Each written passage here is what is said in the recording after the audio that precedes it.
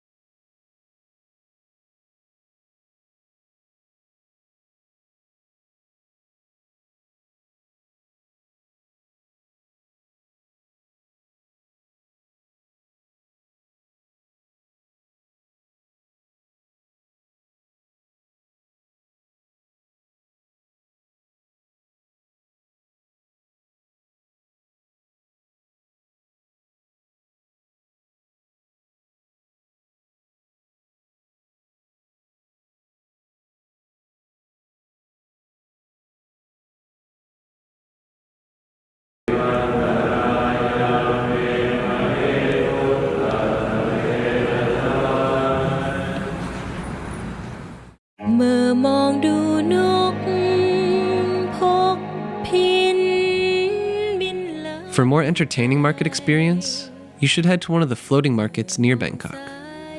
Located on a series of canals, these vibrant markets sell fresh and delicious foods, as well as handcrafted souvenirs. The most popular floating market is Dam Noon Sarawak, which is about a 1.5-hour drive from the city center of Bangkok. A visit here is usually combined with the Mae Klong Railway Market, where trains pass by a few times per day. We really enjoyed this tour, as it was something we had never experienced before, and we left a link to the tour that we did in the description below.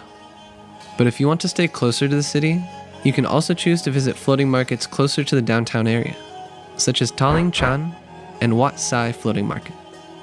They're easier to access by public transportation, but make sure to check opening hours before going.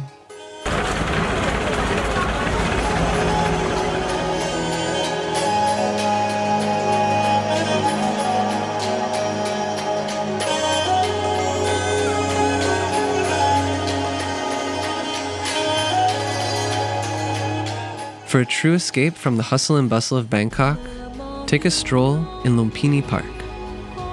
This big green oasis offers several lawn areas, paved walking paths, trees, playgrounds, and an artificial lake where you can rent boats.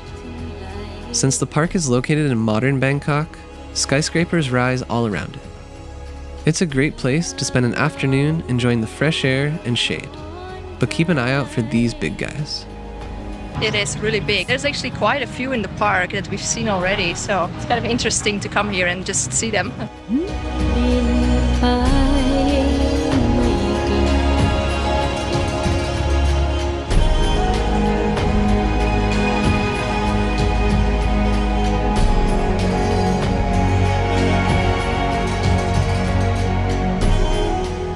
Another great thing to do in modern-day Bangkok is to get an elevated view of the city. And when it comes to rooftop bars and restaurants, you have a lot of choices. We visited the Mahonakon building, home to Bangkok's highest observation deck, which provides spectacular views over the city and river. There's also a glass ceiling that you can stand on to look down on the buildings below, as well as a bar and seating area. The best time to visit is in the early evening, when the sun slowly sets over Bangkok. But be aware that this is also the busiest time.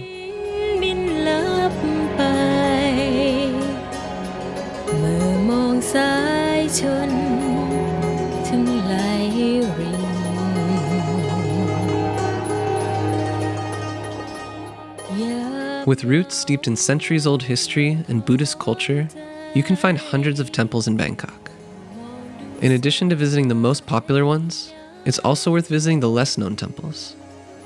We visited a few in the Bang Pu area in downtown Bangkok with a local guide. While embracing the local culture with its unique traditions and beliefs, we saw Bangkok from a different perspective and got a real insight into the history of Thailand. We highly recommend getting a local guide at least once during your visit, and you can find a link to the tour that we did in the description. And do it. Wow.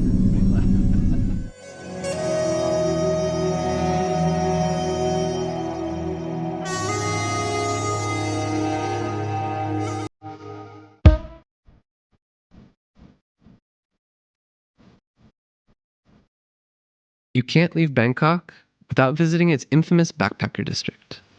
Khao San Road is a vibrant street, packed with hostels, food vendors, clothing stalls, bars, restaurants, and travelers from every corner of the globe.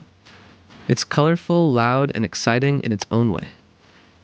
If you're feeling adventurous, try some of the fried insects, such as grubs or scorpions.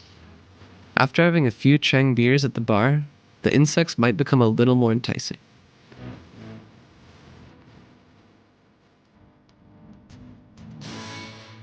It's like air.